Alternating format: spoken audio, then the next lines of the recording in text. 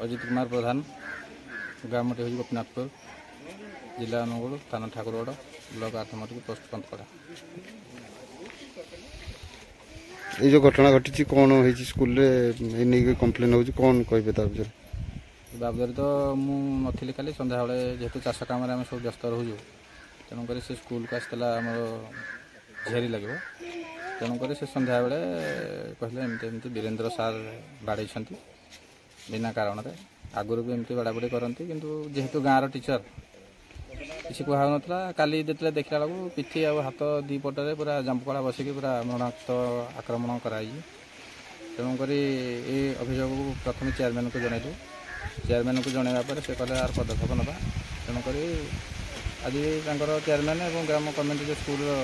MGM committee आसुँच तेणुक आमर दाबी है ये सार विरोध में आगुरी स्थानीय विधायक थे जे रमेश चंद्र साय निकट में एवं वीडियो बीओ सब अभियोग हो तार नकल भी मो पाखे अच्छी आपन को दे पारि बार बार अभियोग कलापर कौन से बदली होना आमर दाबी हो कि तुरंत 3 दिन भितर यार कार्यानुष्ठान बदली हो एवं सस्पेंड हो ना आगामी दिन में घोर आंदोलन हम अनिर्दिष्ट काल स्कूल ताला पड़े। नमस्कार मु गोपीनाथपुर उच्च प्राथमिक विद्यालय सभापति कमिटी सभापति गतकाली मो विद्यालय तृतीय श्रेणी छात्री स्वागतिका प्रधान को बहुत मारात्मक भाव में माड़ मरा होता बापा नाम विश्वजित प्रधान माँ नाम आरती प्रधान प्राय मत 4:15 ରୁ 20 मिनट मत साक्षात करते से स्पष्ट भाव में मो से घटना को दृश्य को देखी जघन्य दृश्य या पूर्वर मत मोर तोफान प्रधान बोले जड़े विषय में मारात्मक मरा होता से विषय में आलोचना कर स्कूल में मीटिंग करी जेहेतु बर्तमान हूँ दंडमुक्त विद्यालय आपण मैंने कहीं पिला मारात्मक माड़ दे पारे बुझाई सुझाई पढ़े यह कहले से पदाघात करिसेंती जहाँकि मोर सभापतिर मर्यादा काटी यही बाबद मु विगत वर्ष गुड़ाक शिक्षक केमी एठू बदली कर बीओ को गोड़ धरी एबीएम को गोड़ धरी सब अफिसर को गोड़ धरी निराश होते बर्तमान मुझे चाहूँगी जे ये दुर्घटना या तुरंत एठू बदली करने सहित उचित दंडवाद निहाती दरकार ये विद्यालय 125 मन प्रभास बारिक ये गोपीनाथपुर वार्ड मेंबर आज आम शुणा पाइलु जे आम स्कूल सार जन जहाँकि वीरेंद्र बेहरा बोली तो जान नु लेकिन लोक शुणा पाइलु पिला को भी देखलु जे से कौन बाड़ाबाड़ी कौन सार कर सी आज गाड़ी आसी अभियोग कर जो सारे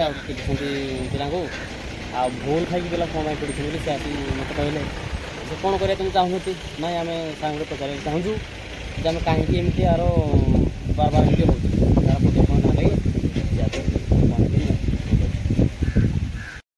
रोजालिन साहू गोपीनाथपुर मो पिला शिवम साहू शीतम साहू सब रेगुलर पाठ पढ़ी आसुँच सारे छुए मैंने पाठ विषय किसी पचारती सार भी तागिद कर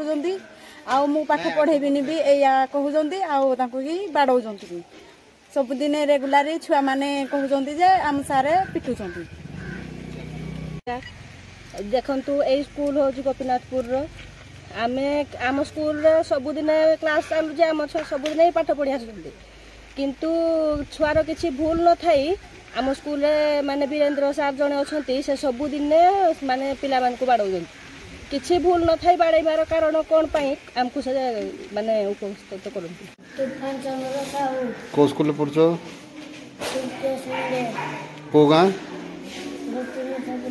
कौन होता रे पुओ को किए बाड़े थे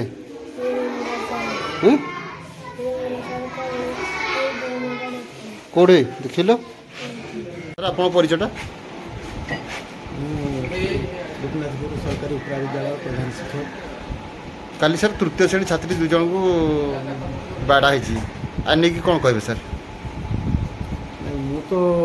ये दंडमुक्त अंचल दंड को केवे दंड कार्य करवा पिला दंड देवा कहनी केवे क्या बारंबार आम स्टाफ मीटिंग कमिटी मीटिंग ମୁଁ ଏଗୁଡ଼ା ସବୁ ନାହିଁ କରିଛି ଯେ ଆପଣମାନେ ସବୁ